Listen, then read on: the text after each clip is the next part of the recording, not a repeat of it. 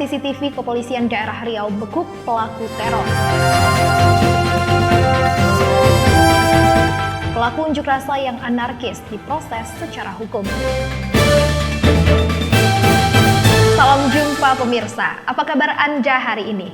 Kami akan menyajikan informasi seputar Riau ke hadapan Anda. Bersama saya Mary Fitri dalam Seputar Riau.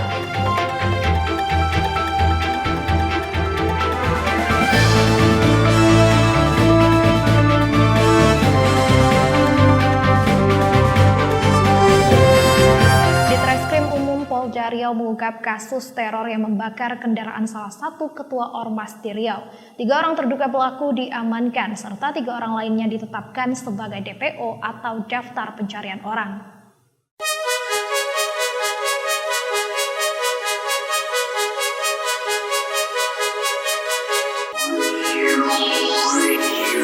Melalui video CCTV ini, pihak kepolisian dari Polda Riau bisa mengungkap kasus teror kepada salah satu pimpinan Ormas di Bumi Lancang Kuning. Para pelaku yang merupakan orang suruhan diupah dengan sejumlah uang untuk membakar mobil patroli Ormas sehingga memberikan rasa ketakutan dan kekhawatiran. Korban yang langsung melapor diterima dan diselidiki oleh petugas melalui gambar yang direkam dari kamera CCTV. 3 orang berhasil diamankan, yakni berinisial IM berperan sebagai sopir, IS sebagai eksekutor yang membawa bensin untuk membakar, serta JH sebagai eksekutor yang menyiramkan bensin ke mobil yang hendak dibakar. Selain 3 pelaku yang berhasil diamankan, masih ada 3 pelaku lainnya yang saat ini masuk dalam daftar pencarian orang. Kapolda Riau Irjen Polisi Agung Setia Imam Effendi menghimbau agar pelaku lainnya segera menyerahkan diri. 3 pelaku lainnya yang saat kami akan terus melakukan kasus penyidikan ini, dan kasus ini berdasarkan fakta-fakta yang kami miliki, dan kami berharap kepada semuanya untuk menjaga konsistensitas Riau ini. Riau ini adalah wilayah milik kita semua, wilayah yang harus memberikan harapan bagi semua orang, bagi semua pihak yang hidup dan mencari penghidupan di Riau ini. Kapolda Riau menyatakan aksi teror apapun alasan dan motifnya tidak boleh dilakukan karena melanggar hukum dan menimbulkan keresahan. Pengembangan kasus masih dilakukan karena diduga masih ada pihak lain yang terlibat. Syamsirwan, TV Riau melaporkan.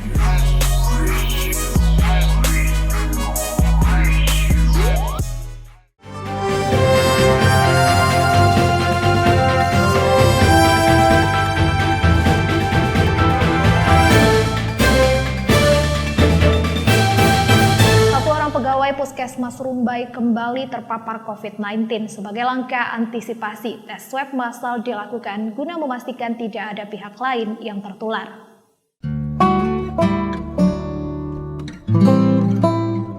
Kembali ditemukannya kasus COVID-19 di Puskesmas Rumbai membuat langkah antisipasi dilakukan.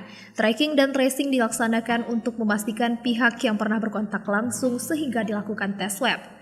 23 orang tersebut terdiri dari 5 pegawai Puskesmas Rumbai dan 18 orang merupakan warga lainnya.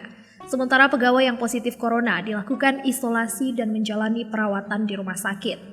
Walaupun kembali terdapat kasus virus corona, pelayanan Puskesmas Rumbai tetap dibuka dengan menerapkan protokol kesehatan seperti menerapkan jaga jarak, mengenakan masker, dan mencuci tangan. Pegawai Puskesmas Rumbai kebetulan ada yang positif dan sekarang dirawat di rumah sakit kami. Jadi yang kontak erat itu pun tidak semua pegawai yang kita periksa yang kontak erat di dalam ruangan yang sama. Itu mungkin ada sekitar 5 orang yang diperiksa. Kemudian ini warga yang kebetulan kontak erat juga dengan yang konfirmasi positif. Dinsos Safrina juga menyebut kunjungan masyarakat ke Puskesmas Rumbai juga menurun pasca adanya pegawai yang positif corona.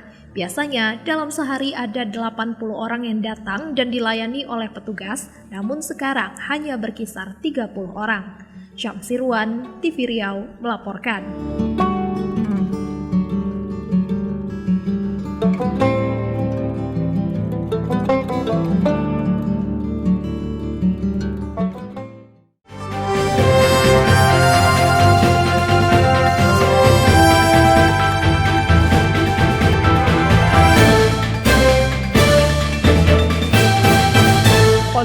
akan mendapatkan dukungan dari berbagai elemen masyarakat untuk memproses hukum pelaku unjuk rasa anarkis. Apalagi hal ini membuat banyak kerusakan serta berdampak korban luka dari polisi dan mahasiswa.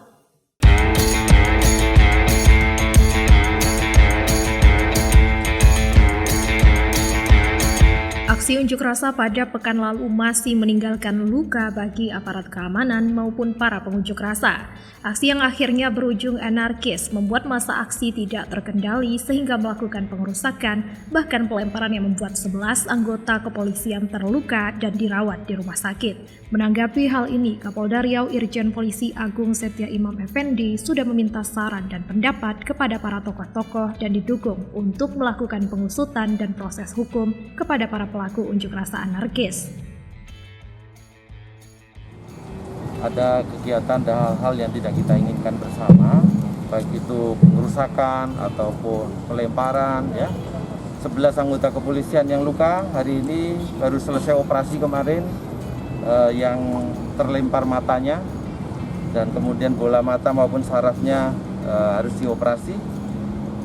Kemudian yang terlempar kepala bagian belakang harus kita operasi juga karena tempurungnya juga terkena, dan tentu kita ingin dan mendoakan semoga mereka anggota polisi yang terluka itu sembuh kembali. Sebagaimana kita juga tahu adik-adik mahasiswa ada yang terkena gas air mata, ada yang tergelincir, lecet dan sebagainya, yang semuanya tentu tidak kita harapkan bersama. Sebagaimana tugas kami kan menyelidiki dan kami harus memastikan bahwa kami sudah mendapatkan dukungan, masukan dari banyak pihak untuk segera menegakkan hukum terkait dengan masalah itu. Kondusivitas Provinsi Riau harus tetap terjaga sehingga masyarakat tidak khawatir dengan kondisi beberapa kali unjuk rasa yang terjadi. Penyampaian pendapat dengan anarkis hingga melakukan pengerusakan sangat merugikan daerah, apalagi fasilitas yang dirusak merupakan alat pelayanan untuk masyarakat. Syamsirwan, TV Riau melaporkan.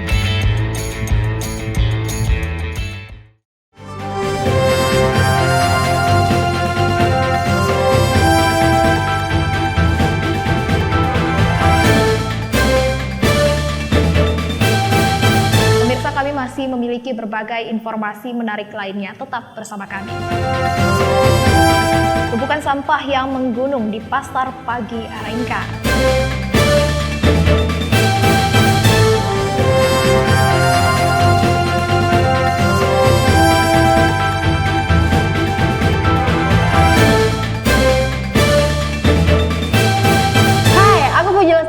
MC profesional Pekanbaru. Sekarang kita lagi ada di What's on My Back with TV Riau. Yeay, tolong tepuk tangannya.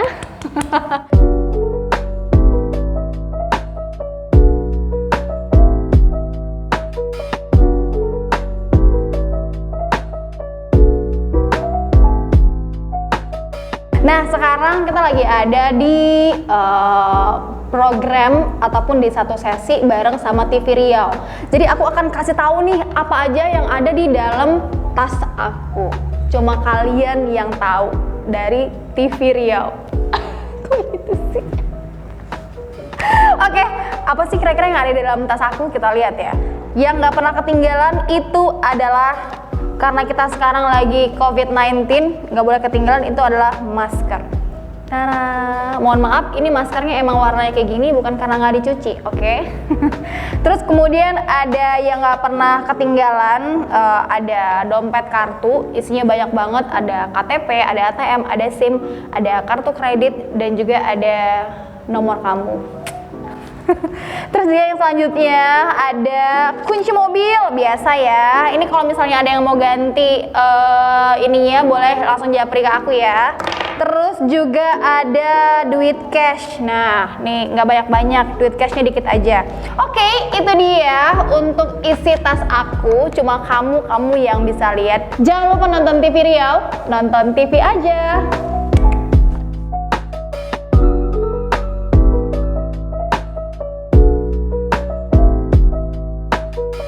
Hello, my name is Vino Yata and I'm 17 years old. Karena aku tergabung ke generasi GMT, generasi menolak tua. Ada yang sama, ada yang sama, ada yang sama. Okay, welcome to my activity with TV Riau.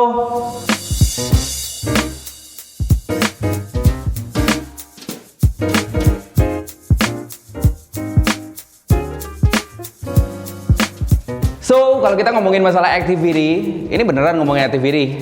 Ini ya, ngomongin activity. Kalau ngomongin activity ini jatuhnya aku bakal banyak jualan loh, nggak apa-apa ya. Oke, aku seneng banget yang satu ini nih ya. Jadi di sesi kali ini, my activity. Banyak banget aktivitasnya, tapi kalau kamu mikir banyak aktivitas, banyak duit, belum tentu.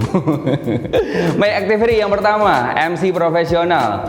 Kemudian, punya sekolah MC dan juga public speaking Deyata Talk. Kemudian punya Mansiro Wedding Organizer. So, kalau misalkan ada yang mau married, mau wedding di rumah, di gedung, semuanya boleh hubungin Mansiro Wedding Organizer. Kemudian aku juga suka banget olahraga ya. Walaupun badan aku tidak seperti atlet-atlet ya. Aku suka banget badminton, aku suka banget nge-gym, suka banget berenang, pokoknya everything about sport ya.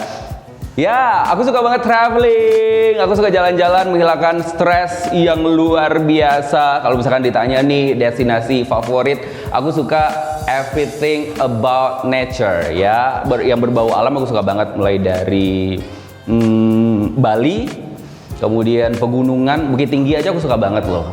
Oh iya, ada satu lagi. Karena pandemi ini aku juga sedang aktif di dunia YouTube sebagai content creator ya. Jangan lupa di subscribe, like, comment, dan juga tombol loncengnya. Mana tahu loncengnya bunyi ya. Jangan lupa Vinonesia Channel. Oke, thank you for watching. Nonton terus TV Riau, nonton TV aja.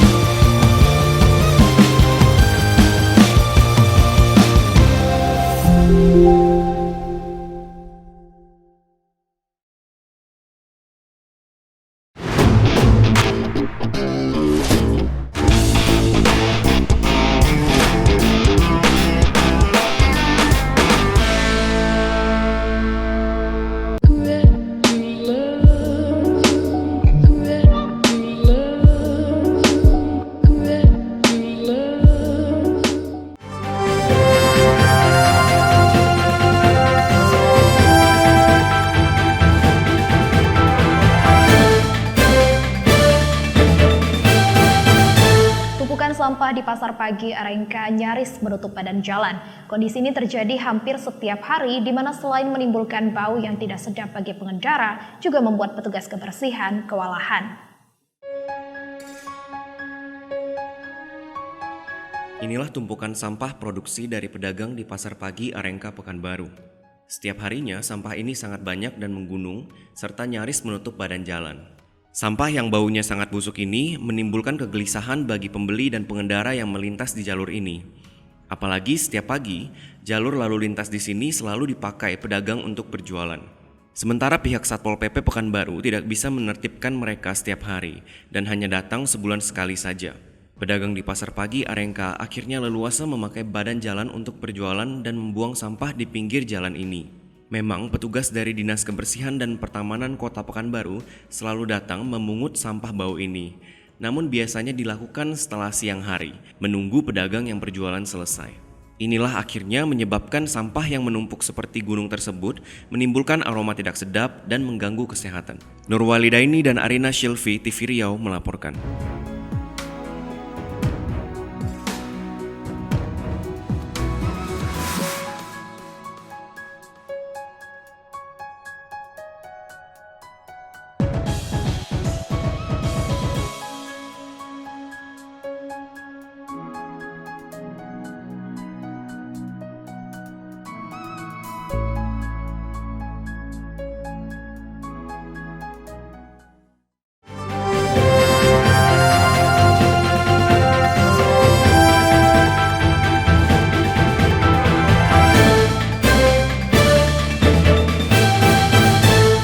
Perusahaan besar yang merugi dengan COVID-19 ini karena pengrajin kursi karet juga sulit berkembang. Selama COVID-19 ini baru 3 set kursi karet yang terjual sehingga pengrajin merasa rugi. Omset penjualan kursi karet dari pengrajin di Jalan Arifin Ahmad, Kecamatan Barpoyan Damai, Pekanbaru terus mengalami penurunan selama pandemi COVID-19. Pengrajin kursi karet atau disingkat dengan siret ini mengaku sejak 8 bulan pandemi COVID-19, kursi karet buatannya hanya laku 3 set saja. Padahal sebelum corona bisa laku sebanyak 5 atau 6 set setiap bulannya. Maka dari itu, pengrajin kursi karet Herman mengeluhkan sulitnya mengumpulkan uang untuk membayar sewa kedai tempat dia membuat kerajinan kursi karet. Hanya saja, meskipun sepinya pembeli, Herman tetap membuat produk terbaru seperti memproduksi air mancur yang terbuat dari ban. Harga air mancur karet ini lumayan mahal, berkisar antara 3 hingga 10 juta rupiah. Mahalnya harga produk terbaru ini karena membuatnya membutuhkan waktu yang lama. Selain itu, Herman juga membuat sesuatu yang baru agar pembeli tertarik. Itu aja, atau saya ngerintis ini dari tahun 97. Sebetulnya ngerintis, artinya ngerintis saya itu belajar mulai dari tahun 97, terus sudah mulai nampak barang, bentuk barang kan saya nggak ada gurunya, belajar sendiri, semua saya kerjakan sendiri, belajar sendiri, jadi tidak tanya sama orang atau jiplak sama orang. Kalau dulu tinggal ngambil dulu ya, nggak ada beli, di jalan-jalan banyak. Kalau sekarang ya kita ada tempat-tempat tambal ban itu kan, tinggal kontak-kontak orang-orang itu aja, atau ya sekarang dibeli. Ya sebenarnya sih murah, cuma kan ya belilah kan gitu kira-kira. Tergantung barangnya ya, kalau kayak tempat sampah dulu kan belajar tapi sudah bisa, sekarang ya sudah bisa, udah tahu ilmunya, gampang lah kan itu. Kayak air mancur ini lama nih deh, saya belajar dari tahun 2014, belajar sendiri. Dan tidak ada gurunya, mana contohnya nggak ada. Mau tanya siapa, ya itu terus berjalan, berinovasi, eksperimen, uji coba terus. Dan sekarang berhasil seperti ini. Ini belum pernah ada, kalau saya bilang belum pernah ada dimanapun, boleh dicari. Nah, ini kan selalu wartawan, coba cari, ada nggak barang kayak ini di tempat lain yang kayak punya saya. Saya dari tahun 2014, baru sekarang udah jadi ini. Ya nanti kayak apa nggak tahu ke depan kan. Untuk sekarang karena ada Covid ya nggak ada. Ya paling berapa, kadang-kadang seminggu laku 1, belum tentu karena Covid ini. Ya gimana lagi? Harga mulai dari pot bunga itu, ada pot bunga yang terbaru itu satu, itu desain terbaru itu dari 100 barang saya ya, dari 100 sampai 10 juta. Nah, air mancur itu kemarin juga ada 10 juta, ada yang 6 juta gitu, ada waktu itu kan. Ini sekarang Covid ya nggak ada lah. Harapan pandemi karena Covid nih, ya gimana langkah pemerintah ya. Saya tuh nggak kenal Covid sih, nggak tahu Covid itu kayak apa kan. Saya kan nggak merasa itu dah. Ya mudah-mudahan cepat berakhir aja lah, kebijakan pemerintah apa yang diberikan. Ya saya dengar juga dari grup-grup yang lain tuh ada dapat bantuan yang UMKM kan, ada bantuan entah BLT, entah yang 2,4 juta. Saya nggak pernah nggak pernah tahu itu kayak apa bantuannya. Seperti saya itu tentunya dapat, tapi gimana? Saya kan orangnya gaptek deh, nggak ngerti apa-apa. Sementara orang yang pandai melobi ke instansi atau pemerintah, ada yang dapat, ada yang tidak, gitu. Herman berharap adanya bantuan dari pemerintah agar memperhatikan usaha kecil mereka, terutama dalam permodalan. Nurwalidaini dan Arina Shilvi, TV Riau melaporkan.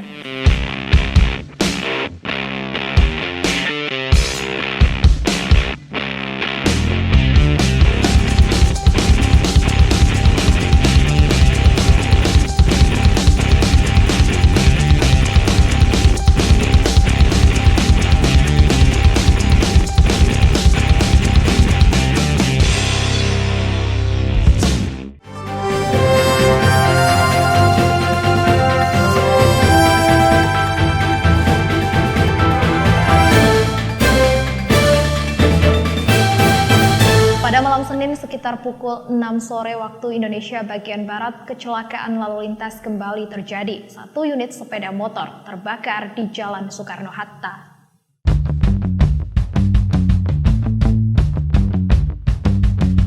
Inovasi dashboard lancang kuning yang dirancang oleh Kapolda Riau Irjen Polisi Agung Setia Imam Effendi mendapat apresiasi dan penghargaan melalui Indonesia Award 2020. Terobosan melalui aplikasi yang diciptakan membuat penanganan kebakaran lahan dan hutan menjadi lebih baik dan karya tersebut diadopsi oleh provinsi lain. Dashboard lancang kuning yang turut mendapat apresiasi dari berbagai pihak bahkan diaplikasikan menjadi dashboard lancang kuning Nusantara yang bisa memantau titik api di Indonesia, terutama daerah-daerah yang rawan karhutla. Ribuan titik api diklaim sudah berhasil dipadamkan atas informasi dari aplikasi ini sehingga bencana kabut asap dapat dicegah dan diminimalisir. Kapolda Riau menambahkan, penghargaan ini tidak saja untuk dirinya dan jajaran Polda Riau, namun semua pihak termasuk masyarakat Riau yang turut serta dalam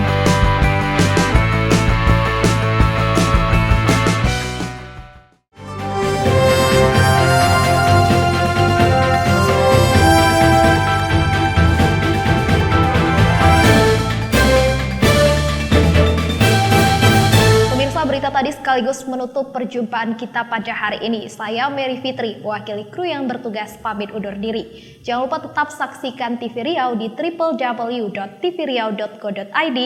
Salam TV Riau.